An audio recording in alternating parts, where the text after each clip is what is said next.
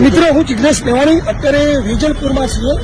મનીષભાઈ સોંદરવા અને બધા આંબેડકરવાદી મિત્રોએ સાથે મળીને આપ જોઈ શકો છો ડોક્ટર ભીમરાવ બાબા સાહેબ આંબેડકરનું બહુ અદભુત સ્ટેચ્યુ બનાવેલું છે. પણ એની નીચે તમે જે રસ્તો જુઓ છો એ અમદાવાદ મ્યુનિસિપલ કોર્પોરેશન તંત્ર જાણી પૂછીને બનાવતું નથી. તમે જોઈ લો છો બાજુમાં આખી સડક એકદમ રેડી અને પ્રિપેર છે. આ બાજુમાં પણ પેવર બ્લોક લાગેલા છે, પેલી બાજુમાં પણ પેવર બ્લોક લાગે છે. પણ જ્યાં ડોક્ટર બાબા સાહેબ આંબેડકરનું સ્ટેચ્યુ છે એને જાણી પૂછીને આવી બિસ્માર પરિસ્થિતિમાં અમદાવાદ મ્યુનિસિપલ કોર્પોરેશન શું આરએસએસ અને ભાજપના ઇશારે લાગ્યું છે? અને અનુસૂચિત જાતિ મોરચામાં ભાજપમાં બેઠેલા માણસો, સંઘ પરિવારમાં બેઠેલા માણસો અને સામાજિક સમરસતાનો ઠંઠો લઈને ફરનારા માણસો ડોક્ટર બાબા સાહેબ આંબેડકરના અપમાનના મુદ્દે કેમ ચૂપ છે?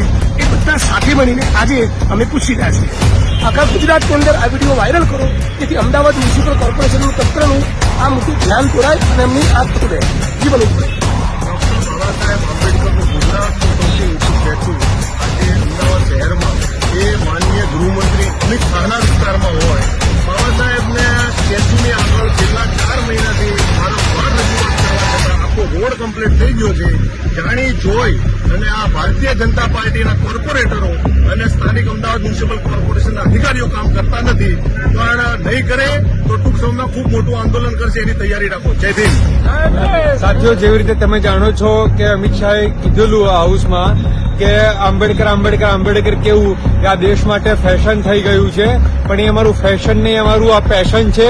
અને અહીંયા અમે તમને વોર્નિંગ આપીએ છીએ કે આવનારા દિવસોમાં એઝ સુન એઝ પોસિબલ તમે આ કામ અમારું પૂરું કરો, અદરવાઇઝ એક જ્વલંત આંદોલન કરવામાં આવશે. જય ભીમ. ડોક્ટર બાબા સાહેબ આંબેડકરનું અપમાન કરેલી આ ભાજપ સરકારના અમદાવાદ મ્યુનિસિપલ કોર્પોરેશન તંત્રના વિરોધમાં આ વિડીયોને જબરદસ્ત વાયરલ કરો. ગુજરાતના થોડા પહોંચાડો જેથી ખબર પડે કઈ રીતે ભારતીય જનતા પાર્ટીની સરકાર કે આરએસએસના હિસાબે ડોક્ટર બાબા સાહેબ આંબેડકરનું અપમાન કરી રહી છે અને ગુજરાતના 50 લાખ દલિતોને ઇન્સલ્ટ કરી રહી છે. જય ભીમ.